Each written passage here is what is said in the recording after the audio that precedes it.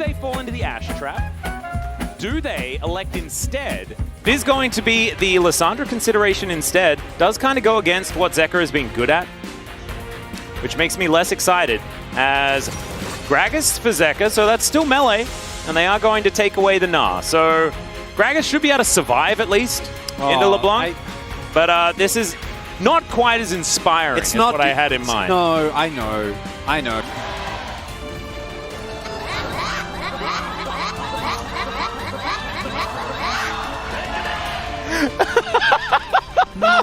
Oh man, Gnar is just a very strange thing. As we've got an angry bee, and CHOVY was just having a little bit of a cry, and then he gets a little bit confused. Why are you being so aggressive there, Zeker? No, I think he got hit by a Q or something. Already chunked him. They've been pretty quid.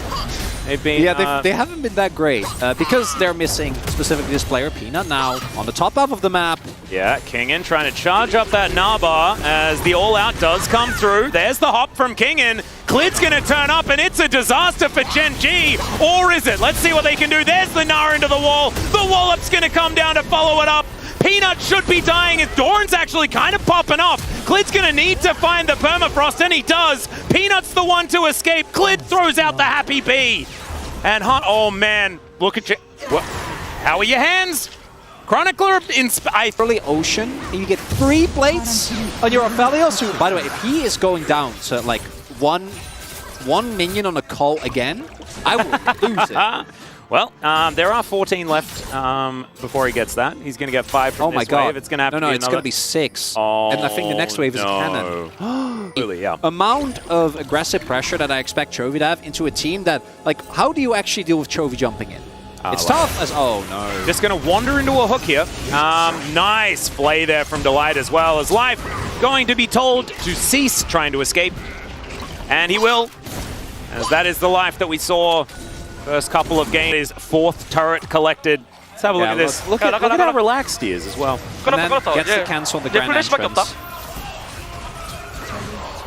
Really clean.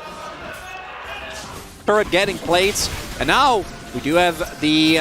Oh, Peanut's in the pit. Yeah, he's going to have to flash to get out of the pit. Oh, Delight. Yeah, Hook is going to connect. Not a lot to get from it as Peanut's back in once again. All right, that's a flash forward. Don't know about that one. Cease and desist comes through as Peanut will go down.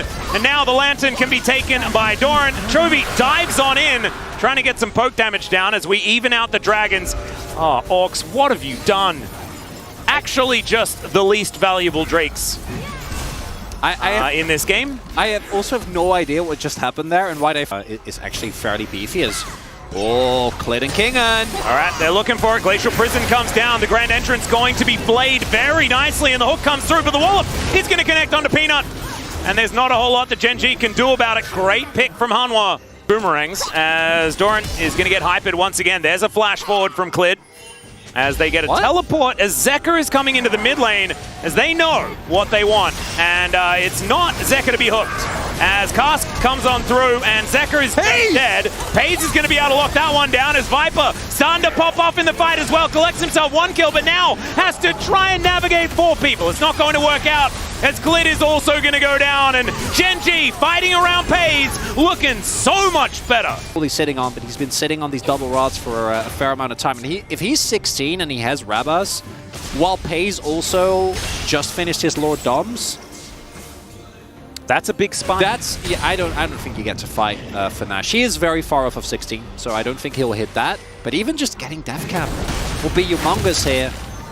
And also they're kind of bleeding Humble Life Esports out of any resources right now. It's LeBlanc with Banshees, right? It's so hard to collapse on the trying though. Yeah, and Clid throwing an ultimate to Narnia is not really going to get it done. Cease and desist coming through here as Gragas trying to keep himself alive as Paze just going to destroy him. Kingen not going to offer too much back there as we get a zoom, optimistic zoom there from Jonas Strong, but we still get a zoom anyway. So the hook is going to go moderately wide. As Gnar comes through, connects onto the Cassante, as Doran is just not exactly too worried about a turret. And in fact, just bring him over, predicts it. as he can walk through the base gate, but still, Pace just does so much damage. Presses Q with that Infernum and feels real good about it. And now the inhibitor turret is going to be taken down. Hanwha, you're going to have to try and look for a fight at some point.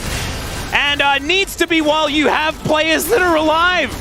I think we just saw why Hanwha Life was permabanning Aphelios. It wasn't actually about pace. And Hanwha, last-ditch effort. Move on over to the Baron. And if they can establish themselves, there is a possibility something could happen, but this is a haymaker.